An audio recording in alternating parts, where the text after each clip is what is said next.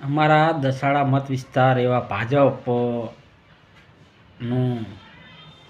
જ્યાં રાજ છે ત્યાં જે દસાડા તાલુકાનું વારેવડા ગામ છે ત્યાં દારૂ આમ જનતાએ પકડ્યો હતો.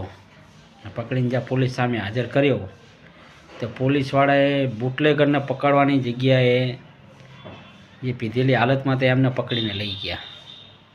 અને ગામવાળા કહે કે જે વેચે છે એને તમે પકડો ને, આમને કેમ પકડીને લઈ ગયા? તો એમની સામે રિવોલ્વર બતાવી અને એક મહિલા જે હતી એને રિવોલ્વરનો જે પાછલો ભાગ આવે એ કપાળમાં માર્યો. આવું દબંગાઈ ભર્યું કામ દસાડાની પોલીસે કર્યું છે. તો નવશાદભાઈ શું કહે છે સાંભળો એમના મોઢે. અમે એમને એ પૂછ્યું ખાલી કે એફઆઈઆર આમની પર થાય કેસ થાય તો કે તમારે દસાડા જોવા આવવું પડશે. અમે દસાડા જોવા કો હારો અમે આવશું. એમની ગાડી જઈને પછી મેં ફોન કર્યો કે અમારે દસાડા આવવાનું હે. તો કે હોય તું આ જોગણીમાન મંદિર આવી જાય એકલો. તો હું જોગણીમાન મંદિરે ગયો તો મારી ખાલી સાથે ચાલીને મને સીધી 2-3 ઢોલ છોડ દીધી. મેં એમ કીધું કે સાહેબ મારો વાંક શું? ખાલી એફઆઈઆર જ મેં પૂછ્યું ને તો મેં કહેતું કે વચ્ચે બહુ કૂદી રહે. પણ હું કૂદી જ નહીં રહે. મેં ખાલી એફઆઈઆર પૂછ્યું, કેસ મારે કરવાનો હું ના પૂછ્યું કોઈ એફઆઈઆર. અને આ ભાઈની સાથે આ ભાઈ પણ હતા અને એમને પણ માર્યા છે. બીજી વાર દારૂ પકડ્યો ત્યારે 4-5 પોલીસ વાળા હારા હતા. મને મારી નજરની સામે એમ કીધું, હું હંતી ગયો હતો તો મને ભાઈ એમ કીધું કે દારૂ આખી ડોલ ફરી દારૂ પકડ્યો હતો. તો પોલીસ વાળા ગાર્ડમાં એમ કીધું હંતર દે કેસ થારી પર ના થાય, હંતર દે.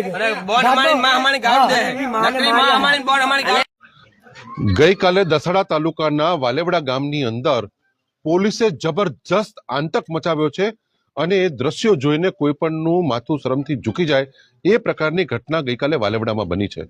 અહીંના જાગૃત યુવાનો દ્વારા પોલીસને અહીં દારૂ જગાડતા લોકોની માહિતી આપવામાં આવી અને એ માહિતીને લઈ અને હમણાં આવી છે એમ કરીને 2 કલાક પછી 112 નંબરની ગાડી આવે છે અને એ ગાડીની અંદર આવેલા પોલીસના માણસો એ બુટલેગરોને ત્યાંથી છાવરીને એમને જવા દે છે અને જે સામાન્ય નાના ગરીબ માણસો જે દારૂ થોડો ઘણો પીધેલો હોય એને પકડીને લઈ જાય છે.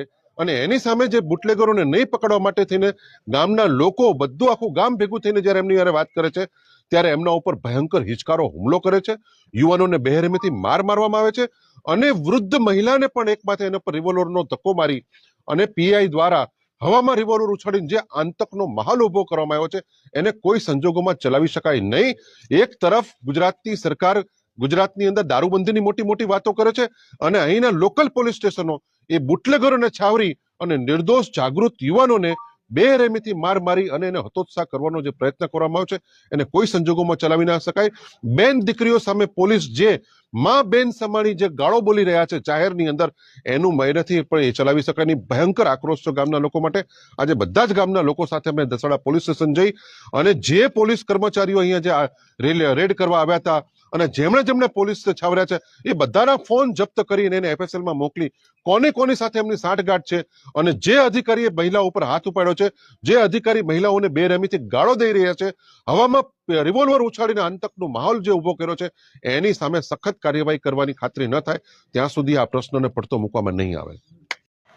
વિડીયો ગમે તો મિત્રો વિડીયોને લાઇક, શેર અને ચેનલને સબસ્ક્રાઈબ કરી દેજો.